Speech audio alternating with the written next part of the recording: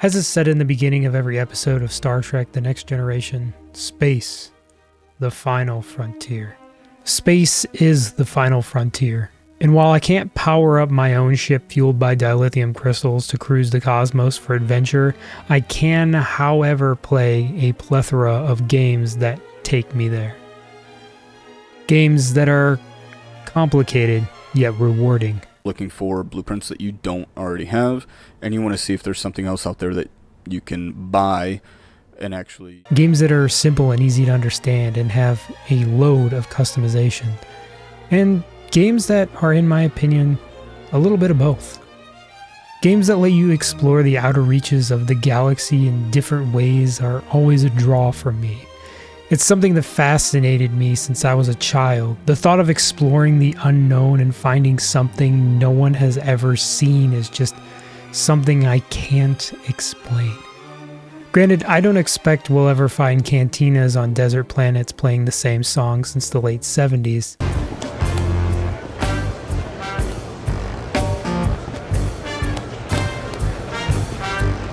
But out of all the games that have taken us to the far reaches of the known or unknown, there was one game that was doomed to fail from the start.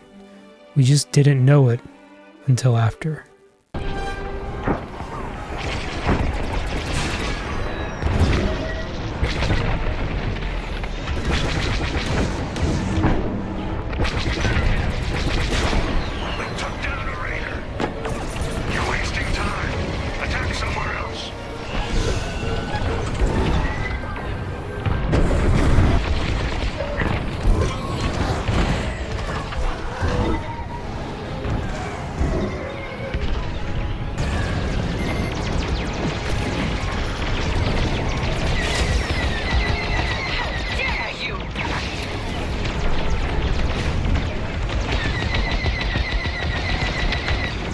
It had all three of our favorite things combined into one experience: space, combat, and space combat.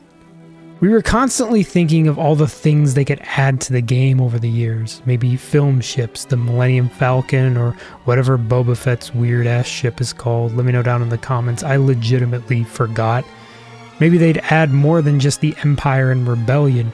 What new maps would be added? We were basically going to no-life this game for potentially years, especially after it was revealed that it was a VR and flight stick supported game, which is what I'm going to be using in the background gameplay that you're seeing. For us, the opportunities were endless. Now, this was Electronic Arts that was releasing this game, so we were expecting a battle pass and cosmetic. I mean, we were even preparing for the possibility of it following the lead of a certain other Star Wars game. But despite all that, we were still ready to play. Ready to experience a game set in one of my favorite universes in a way we had never experienced before. So the release day hits, October 1st, 2020. We were all ready to go. Pop in Discord, we plug in our flight sticks and HOTAS, flip on our VR headsets, and jump into the most amazing Star Wars flight experience we've ever been a part of. The single player, fun. The online, fun. Well, at least it was.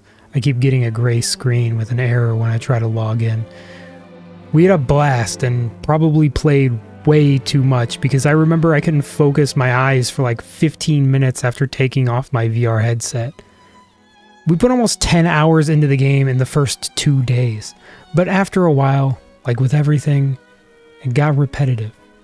The same maps, the same ships, the same fights, all the same. So we stopped playing, and we waited for new content. We heard rumors they were going to add the Millennium Falcon, of them adding Slave One. I looked it up. I don't know how I couldn't remember the name of the ship. And for months, it was really nothing. Okay, we thought. It takes time. They have to model and test and everything before adding it. That takes time.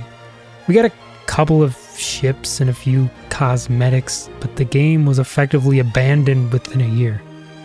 This was because of the licensing agreement that EA had with Disney for the exclusive rights to Star Wars games just being about ready to lap. And with EA's debacle that was Battlefront 2, there was a high chance the mouse wouldn't renew the agreement. Star Wars Squadron was one of the best Star Wars flight experiences. Hell, one of the best Star Wars experiences I've ever had. And I've played KOTOR 1 and 2, so that's saying something. But it was abandoned by a company that doesn't care about making good experiences, that doesn't care about your enjoyment. They had something that, if done right, could have went on to be one of their most successful modern titles that they've made. But Electronic Arts doesn't care about their consumers. And now what once was something I looked forward to has become another lost game in a sea of abandoned EA titles. I wish this had a happy ending. I wish I could say, when all hope was lost, the update we so desperately craved arrived, but no. Unlike the stories that the game takes inspiration from, there are no happy endings here. And as I drift here writing this script on a game that could have been something amazing, I think to myself, who actually shot first? I mean, really, look, I know they show it, but I think there's more nuance to that. I mean, for example, Han Solo. If you like this video and want to see more like this, let me know by commenting down below or hitting that subscribe button. It lets me know that you want more of this kind of stuff, and if you're new here, hey, welcome. Hit that subscribe button down below. It's free, absolutely free. We'd love to have you as part of the channel. Star Wars Squadron was a really puzzling release from EA. Maybe it had something to do with the expiring license, so they threw it out to make some quick cash, but who knows. Thank you all for watching. I appreciate it very much. Subscribe to the channel for more, and I'll see you in the next video.